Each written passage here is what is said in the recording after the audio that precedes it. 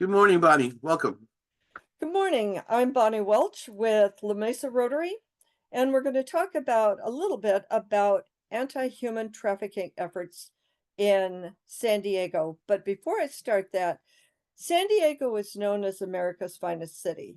It also is known by the FBI as the 13th most popular tourist destination spot for human trafficking.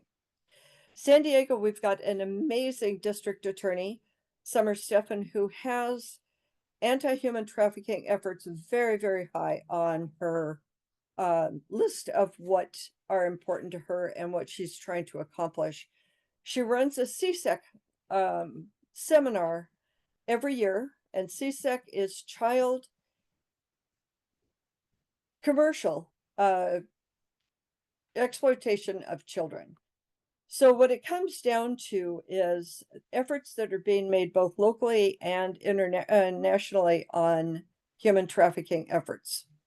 Human trafficking is considered to be a form of modern day slavery. Girls are coerced into trafficking without even knowing it. Some of the issues that come up with this is that police officers, until recently, within the last 5 years or so, were very uninformed as to how to deal with human trafficking victims. They have become astute enough now that if they stop a vehicle and they ask for identification for both parties in the vehicle, and the girl does not have identification on her, that's a big key indicator that she may be a trafficking victim. Because power is what drives power and money is what drives the perpetrators on human trafficking. Trafficking has now been expanded, or the definition of human trafficking has now been expanded. It was for a long time considered to be force, fraud, or coercion. And now it's also put in as deceit, violence, or threats of injury. And I'll tell you a couple of examples of people, victims that I have actually worked with that have fallen into the definition of the deceit portion of that. Human trafficking affects everyone and everywhere. Victims are out in plain sight. A prostitute on the street corner, or somebody who appears to be a prostitute on a street corner, could actually be a human trafficking victim. And people walk by them. Cars drive by them, and no one has an idea that they are actually a victim of human trafficking. Human trafficking globally is a $150 billion industry. In San Diego County alone, it's $810 million.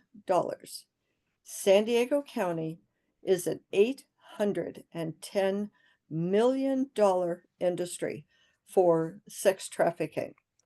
Sex trafficking does not require the victim to be moved to another state or across state lines. You can be born, raised, and lived all your life in San Diego County, be trafficked, and you are a victim of sex trafficking. Frequently, people will not identify, or women will not identify, that they're actually a sex trafficking victim because they never leave San Diego County. But that's not a requirement to be considered sex trafficking. The average victim is between 14 and 17 years old. So if you figure that the average is 14 to 17, there are going to be victims way younger than that. The idea now is that the average could be actually closer to 12 to 14 years old. So if you look around at 12-year-old girls, imagine them being a victim of trafficking. There are a lot of risk factors that come into play. Runaways are a very, very prime target. Being involved with a child welfare foster care system, using drugs or alcohol, having financial problems, all of those come into play. But the biggest area now that we find on where victims are actually coming in, um, are high schools. So one example that I can share with you without getting into too many details is a young girl moved into a new town, and this is a fact. Moved into a new town, she was at her locker, here comes the, captain of the football team and starts talking to her, and she is just amazed that this guy is talking to her. This goes on for several days, and one day he offers to give her a ride home. And she says, "Nah, I've got my own ride." He says, "Ah, come on, let's go home. I'll take you home." So he says, on the way, he says he has to stop by his house first. "Come on up." "No, I don't want to come up." "Oh, come on. I just need to grab some." She goes up, takes a drink of water. He's drugged her. They have sex. He has it videoed. And now he has a victim that will do whatever he says in order to not have the video put out to her friends and family. The idea is she never considered herself a victim because she never went anywhere other than right there. He'd drive up to the alley behind her house in the middle of the night, honk twice, she'd jump out and go have sex with whoever he said she needed to. And this is all sex trafficking. It's by coercion, it's by deceit. Frequently, you will see women in malls that will not have any money with them or will not be looking like they're really browsing, but just getting the bare essentials as they walk out, and somebody else comes up and pays. This was a woman from Guatemala that I worked with, and for 20 years, she believed that she was in Los Angeles, a victim of labor trafficking. Thought she was in Los Angeles for 20 years. They would take her to Walmart. She could spend $10 on personal needs when they took her. Somebody else paid the bill. They took her back home, and she worked 7 days a week, 24 hours a day, taking care of the kids and family. And when she was rescued, the task force that helped her were able to get her into a shelter and finally get her back home reunited with her family. It's absolutely amazing the control that the trafficker will have over them. And there are different types of recruitment. The boyfriend issue is one of them, and he will say, "Hey, we can go out and we can do this and we can buy a house and I really love you and I want to be with you forever." And she gets into this, but then he says, "But we need some extra money to make the payments." So he has her go out with a friend of his, and then it becomes multiple friends on an ongoing basis, and she has no way out. There's the girl recruiters where girls will come up to someone that they don't know very well and say, "Hey, if you want to make some extra money, this is what we can do." They get involved. No money ever transpires, but there's a video or record made of um, what transpired, and they're locked in. Um, there is a big effort going on to try and protect people. Like I said, Summer Stefan has gone into a huge effort on getting things done. In 2000 was the first laws that were put into effect to protect victims of trafficking. And it wasn't until 2005 where San Diego was involved and was the second city in the nation to actually enact vacatur laws, which if someone is picked up for prostitution, they're arrested, they're charged, that charge goes on their record, only to find out that they were a victim of trafficking. So they can help the victim after that, but they've still got the prostitution charge on their record. So the vacatur laws have gone into effect to take that off of their record. If you go to look for a job and you've got a prostitution charge on your record, it's very, very difficult to find jobs. So the vacatur laws have made a huge effect, and that's only the beginning of what Summer Stephan has gone through. But just a couple more items. The largest number of sex trafficking victims were born in the United States. 79.3% were born here. The next most significant country of birth is Mexico, with about 11% of the victims coming from Mexico, and with less than 10% coming from Cameroon, China, Colombia, Germany, and several others. So that's the biggest one. The age of entry into sex trafficking in San Diego County is 16 years old. So just think about 16-year-olds in your life and imagine what they would be going through. There's no community in San Diego that is untouched by CSE, commercial sexual exploitation. There is a few zip codes in San Diego County that are more predominant than others because of the number of gangs. And this is a high dollar venture for gang members, because if they get caught with drugs, they're going to go to jail. If they get caught with somebody who appears to be their girlfriend in the car with them, they don't go to jail unless the officer identifies that she looks like she's in a suspicious situation and gets her out of there. But some of the zip codes, 92113 Logan Heights has 7 street gangs in that zip code.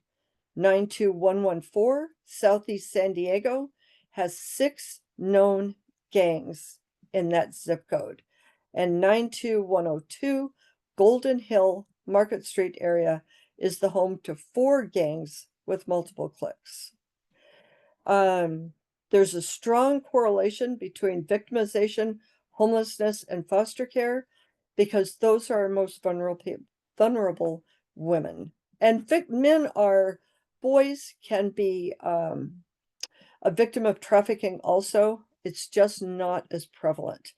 So when you come out of foster care and you have nowhere to go, if you're homeless and you have nowhere to go, you make an easy target for somebody to come up and go, hey, I can give you a place to stay, no charge, no strings, but that's not the case.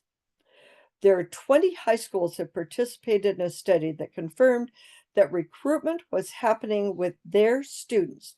90%, 18 schools reported documented cases of sex trafficking victimization in San Diego. Globally, the average cost of a slave is $90. If somebody is working for me and you want them to work for you, I will sell them for $90. That doesn't happen, I don't think, as much anymore, just because the profit is huge. Trafficking primarily involves exploitation, which comes in many forms, including forcing victims into prostitution, subjecting victims to slavery or involuntary servitude, and compelling victims to commit sex acts for the purpose of creating pornography. A lot of times they don't even know it. According to estimates, approximately 80% of trafficking involves sexual exploitation and 19% involves labor exploitations. There are approximately 20 to 30 million slaves in the world today. According to the U.S. Department, 600,000 to 800,000 people are trafficked across international borders every year. 600 to 800,000 every year. And more than 70% are female, and half are children. The average age of a teen entering the sex trade in the U.S. is 12 to 14 years. Many victims are runaway girls who are sexually abused as children. California harbors 3 of the FBI's 13 highest sex trafficking areas in the nation: Los Angeles, San Francisco, and San Diego. The National Human Trafficking Hotline receives more calls from Texas than any other state in the U.S., and 15% of those calls are made from the Dallas-Fort Worth area. The other example that I was going to give you on deceit and fraud, we worked with a young woman that was about 18 at the time that had gotten away from her abuser and had gotten back home. Parents called the police, had taken all the proper steps when they knew what was happening. Um, but she got back into it with the same individuals because they threatened to exploit her 12-year-old sister. So there's just a huge amount of victimhood or victims out there that we don't see. We don't look and we don't see. And Generate Hope is one of the organizations that my club has been working with specifically that will rescue trafficking victims. They have a shelter that they can put them in. They do everything they can to help them. They offer legal services, they offer counseling services, they get them back into school.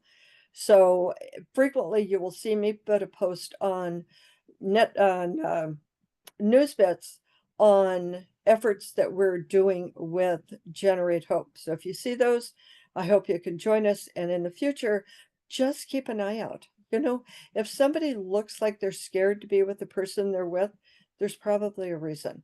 If a child looks like they really don't belong with the person they're with, if they're fighting against them, if they don't want to be there, there's probably a reason.